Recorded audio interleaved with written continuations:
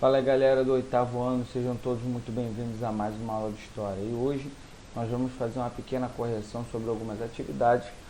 Algumas delas estão no caderno de vocês, foi enviado para vocês, tá?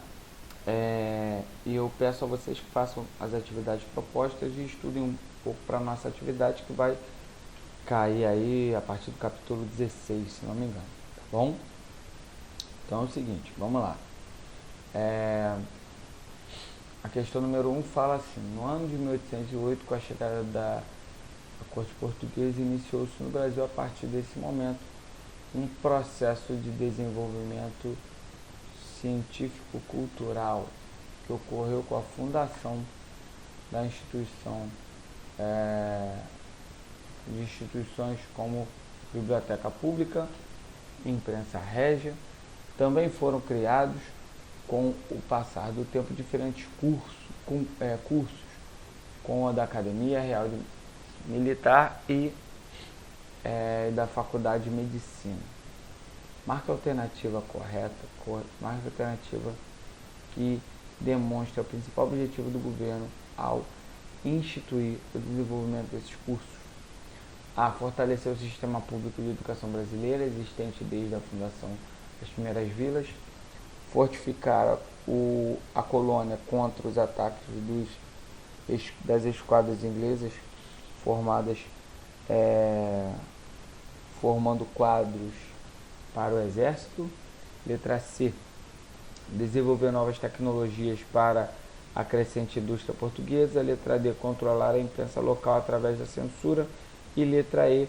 Formar recursos humanos para atender à necessidade da corte. Vamos lá, qual é a questão certa? Então, isso aqui nós já falamos sobre a importância de transformar o Rio de Janeiro, ou de trazer as características de Lisboa para o Rio de Janeiro.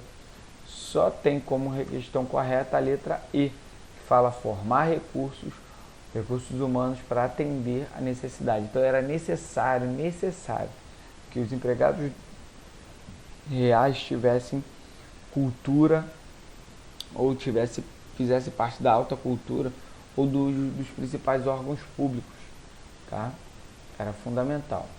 Vamos lá. A família real portuguesa foi bastante significativa para o Brasil, pois possibilitou o fim do pacto colonial a partir da liberdade de comércio, que estabeleceram em 1808, uma da maior liberdade para os negros africanos de exercerem seus rituais religiosos, uma alteração na cultura brasileira que tornou-se livre, influenciando as práticas britânicas, perpetuação dos valores culturais portugueses que passaram a ser os únicos no Brasil. Então vamos lá, qual é a resposta certa? É a letra A. Fim do pacto colonial, a partir, né, do fim dele, né, a partir da família real. Aqui nós temos o fim do pacto colonial. Isso eu já falei várias vezes na minha aula, tem isso escrito, tem isso falado. Então, a família real, ela vindo para cá, estabeleceu-se aqui em 1808, favoreceu muitos comerciantes e a alta corte brasileira. Explique o golpe da maioridade, gente, isso aqui de 1840. A antecipação foi ganhando apoio dos senadores e foi visto como forma de salvar a nação em julho de 1840. Teve vitória, então, com 15 anos incompletos. Dom Pedro II foi aclamado, né? Aclamado imperador do Brasil. O episódio foi conhecido como golpe da maioridade e deu início ao segundo reinado, que durou 49 anos. Então, Dom João, ele conseguiu ficar no Brasil durante 49 anos, sendo aí imperador, tá? E deu tudo certo, né? Eles anteciparam a maioridade para ver se Dom Pedro II ele conseguiria dominar as guerras que estavam acontecendo, né? As batalhas de emancipação que estavam acontecendo no período regencial. Beleza? E aí representa a vitória dos conservadores, né? Mas vamos lá. Responda brevemente por que o período regencial é considerado o período de transição da história da formação do Estado brasileiro. Poxa, isso aqui tá na cara. O, o, o aqui o período regencial ele fica entre o primeiro e o segundo reinado, tá?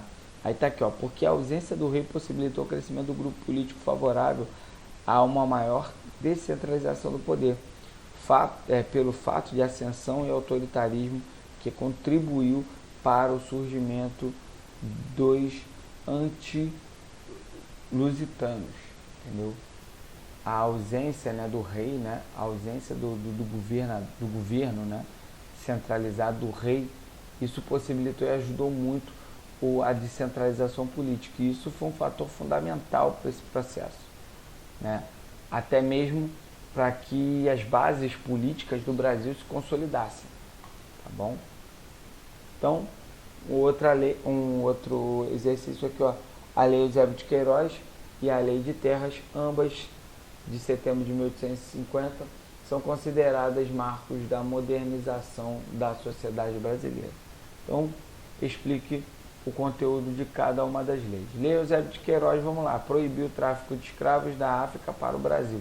Essa era a Lei Eusébio de Queiroz. Já a Lei de Terras, de 1850, atribuía um valor imobiliário à terra, que não seria mais doada como havia sido às Seis-Marias. Essa lei foi um dos estatutos responsáveis para a consolidação do latifúndio no Brasil. Então a terra passaria a não ser mais doada e sim comprada diretamente do Estado. Tá? E a Lei Eusébio de Queiroz passariam a comprar, passariam não mais a ter escravos no Brasil. Tá? Galera, chegamos ao final de mais uma aula. Tá? Eu espero poder ter colaborado com vocês, poder ter ajudado, esclarecido as dúvidas dessas questões, beleza? Então, qualquer coisa aí, deixa na descrição aí as perguntas, nos comentários e façam as atividades propostas, valeu? Então, fiquem com Deus, até a próxima aula.